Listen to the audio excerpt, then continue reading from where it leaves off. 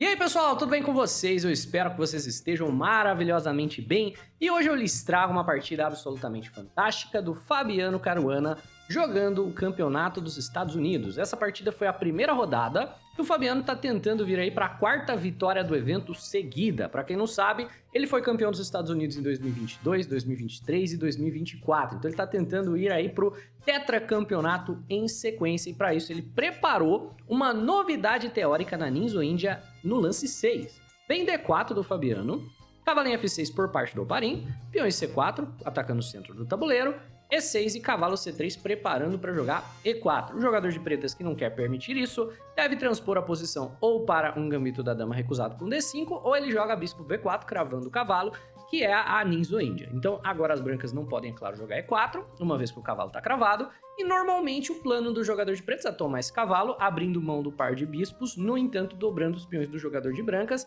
e existem uma infinidade de planos que basicamente tem isso como o pretexto para o jogador de pretas. Então um dos lances mais populares jogados aqui pelas brancas é dama na casa de C2. Dessa maneira, se bispo toma cavalo, você toma de dama e não dobra os peões, mas o problema é que a sua dama fica meio mal posicionada. Então, por exemplo, o jogador de preta joga D5, brancas jogam peão na casa de A3 questionando o bispo, bispo toma cavalo e normalmente você toma de dama. E o ponto negativo é que você tem uma dama na casa de C3. Então o jogador de pretos vai jogar cavalo E4, atacando a dama. Depois de dama C2 ele pode, por exemplo, apoiar o cavalo na casa de E4. Uma ideia de F5 eventual, não precisa ser agora, costuma ser boa, costuma ser bem jogada. E ele vai atacar o centro com C5 e o cavalo já apoia o peão a vir para a casa de C5. No entanto, nessa posição, depois de jogar peão em A3, bispo toma cavalo, Fabiano Caruana, em uma posição que já foi jogada só em partidas de grandes mestres, né? 1660 vezes, joga um lance que nunca foi jogado em alto nível de jogo, ele toma de peão. Que não faz sentido nenhum normalmente, né? Porque você jogou dama C2 foi para não ter que tomar de peão. Então é a primeira vez que a gente tá vendo isso no alto nível do jogo de xadrez. E vamos ver o que o Fabiano Caruana tem preparado, porque ele quer manter a dama na diagonal C2, né? Aqui as pretas pensam por um tempo e decidem jogar peão na casa de C6. Beleza, ultra sólido, né? Montam aqui a pirâmide de peões e o Fabiano Caruana joga cavalo em F3. E aqui as pretas jogam peão na casa de B6 e com toda certeza que o Fabiano Caruana já tá fora da preparação, porque de maneira alguma ele preparou B6 e provavelmente por isso que o Oparin jogou. Não é um lance muito natural. Eu imagino que ele não queria entrar na linha principal, tipo que o Fabiano tinha estudado, né? Uma ideia de rock aqui seria mais normal. Então ele queria tirar o Fabiano Caruana da preparação para não estar jogando contra o computador. Então ele joga peão na casa de B6 para agitar um pouco as coisas. Mas a ideia geral, por parte do Fabiano Caruana, vai continuar. Ele joga bispo G5, cravando o cavalo, vê um H6 questionando e ele decide não capturar. Ele volta o bispo para a casa de H4. E agora cavalo em D7 para que os cavalos se defendam e a dama possa sair sem que bispo por cavalo dobre peões do jogador de pretas. Brancas jogam E3, certo? Simplesmente preparando para desenvolver o bispo de casas claras. Vem o roque do Oparin e aqui a preparação do Fabiano Caruana se mostra. Com toda certeza ele não esperava o B6, mas ele estava esperando o roque curto, porque ele joga sem hesitação peão na casa de G4. Que lance!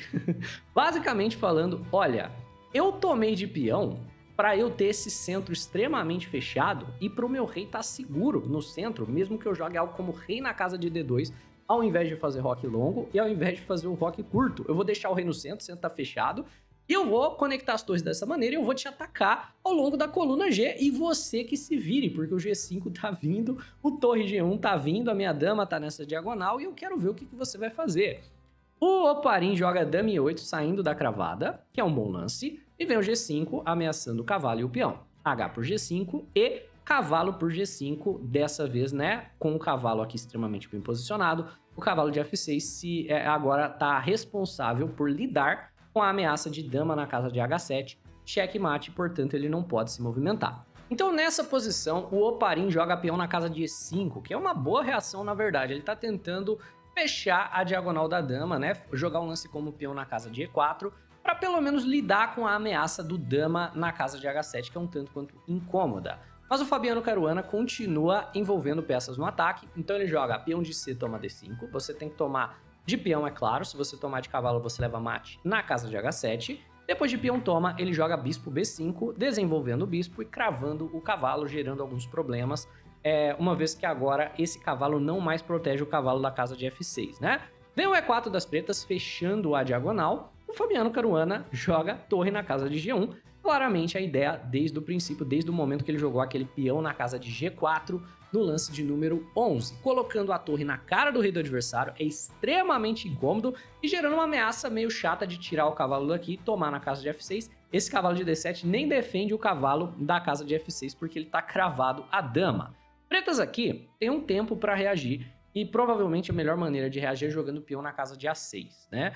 E aí você força isso a se resolver de alguma maneira, mesmo que bispo em C6 seja jogado para manter as coisas por aqui, manter esse bispo por aqui, um torre em A7, depois um bispo B7, por exemplo, vai conseguir contestar o bispo, ou até mesmo uma ideia de que se esse cavalo se movimentar, a dama pode vir para a casa de E6 questionando o bispo ao mesmo tempo que defende o cavalo, já que a ideia das brancas é eventualmente jogar cavalo em H3 para ameaçar bispo por cavalo. Então aqui você ao mesmo tempo sai da cravada, defende o cavalo e ameaça o bispo tudo ao mesmo tempo. No entanto, o Oparin não viu tudo isso, né? É uma linha bem difícil de enfrentar.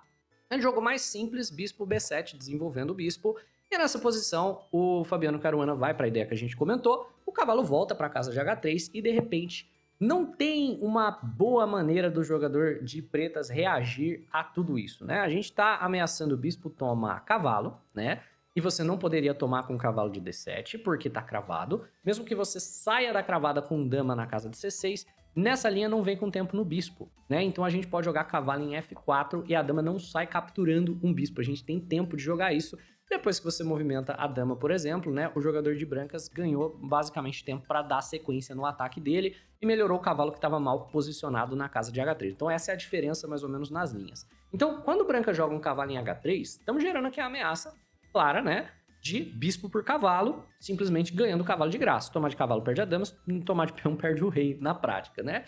E o Oparin não reage da melhor forma, novamente é uma posição extremamente difícil de jogar, provavelmente a melhor maneira é sair da cravada para a dama na casa de C8, certo? E ao mesmo tempo que sai da cravada, meio que prende a dama à defesa do peão da casa de C3. Na partida, o Oparin joga cavalo na casa de H7. E nós temos dama em E2 por parte do Fabiano Caruana, gerando uma ameaça extremamente incômoda de dar um duplo vencedor. O duplo seria dama G4, ao mesmo tempo ameaçando o cavalo uma segunda vez e ameaçando checkmate na casa de G7. E nessa posição, as pretas jogam dama C8, que é um bom recurso.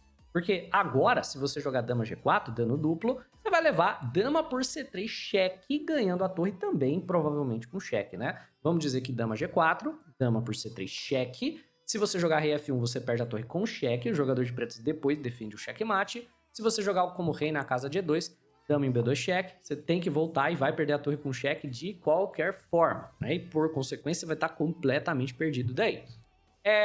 Então, obviamente, não dama G4 do Fabiano Caruana, mas sim a defesa do peão de C com o rei na casa de D2. E aí a gente vê que era tudo preparação e por isso que ele tomou de peão para manter o rei seguro no centro com essa pirâmide de peões aqui, né? É uma preparação muito louca do Fabiano Caruana e mostra que o cara, beleza, qualquer um com um engine pode fazer uma preparação, mas ele tem um entendimento muito grande das ideias por trás das linhas que o engine recomenda, né?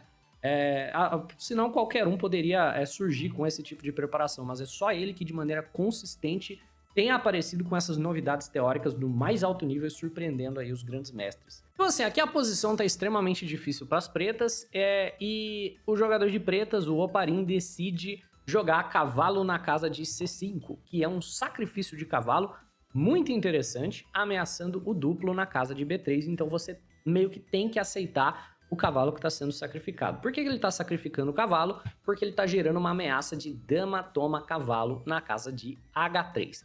E nessa posição, acredite ou não, brancas já tem um belíssimo arremate da posição. Então eu quero que você pause o vídeo, eu quero que você tente encontrar por conta própria qual é o lance vencedor para o jogador de brancas, que já arremata a partida com um ataque vitorioso. Pausou?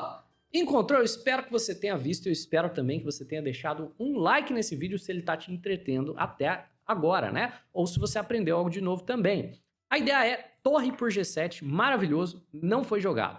Aqui, depois de rei toma torre, torre na casa de G1, e o rei tem que retornar, né? Ou ele vem para H6 ou ele vem para H8, mas ele tem que ir para a coluna H. E o problema é que depois, por exemplo, que o rei vai para a coluna H, dama na casa de H5 cravando o cavalo, gerando o tema de bispo na casa de F6, um belo de um checkmate. E aqui o jogador de pretas vai ter que defender com unhas e dentes, talvez dama na casa de 6, peão toma cavalo agora, mas o ataque do jogador de brancas, com toda certeza, é um ataque vencedor, até porque tem cavalo em F4, vindo depois chutando a dama e afins. No entanto, o Fabiano Caruana simplesmente acabou tomando o cavalo, que ganha também, mas de maneira menos bonita. Bem, dama por cavalo, e agora dama na casa de H5 por parte do jogador de brancas, certo? Trazendo a dama para o ataque, defendendo o bispo da casa de H4 e preparando para depois talvez chutar a dama daqui com torre na casa de G3, aproveitando o tempo para dobrar as torres. Preta joga um G6, ameaçando a dama, certo? E o jogador de brancas joga peão na casa de C6, porque o peão de G, na verdade, não está ameaçando a dama coisa nenhuma. Você não pode tomar, já que está cravado, certo? Vem bispo em C8 por parte das pretas, e nessa posição temos o nosso arremate por parte do Fabiano Caruana. Poderia também ter sido jogado no lance anterior, torre por G6. E o ataque do jogador de brancas é forte demais.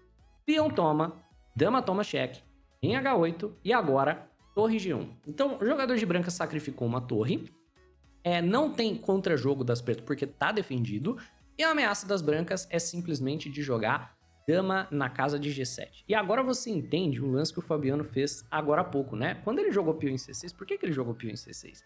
Ele jogou para que as torres não estejam conectadas. Olha que lindo, né? Porque aí o bispo tem que sair, e aí quando ele sacrifica, não ter torres conectadas é um problema para o jogador de pretas, porque agora o jogador de pretas não pode jogar torre G8 como defesa. Olha que lindo, né? O C6 foi extremamente preciso do Fabiano Caruana para fazer funcionar o sacrifício. Vem bispo G4 por parte das brancas, entregando o bispo para conectar as torres, por sinal, né? É um lance de sacrifício que depois de torre toma, o objetivo é poder ter as torres conectadas.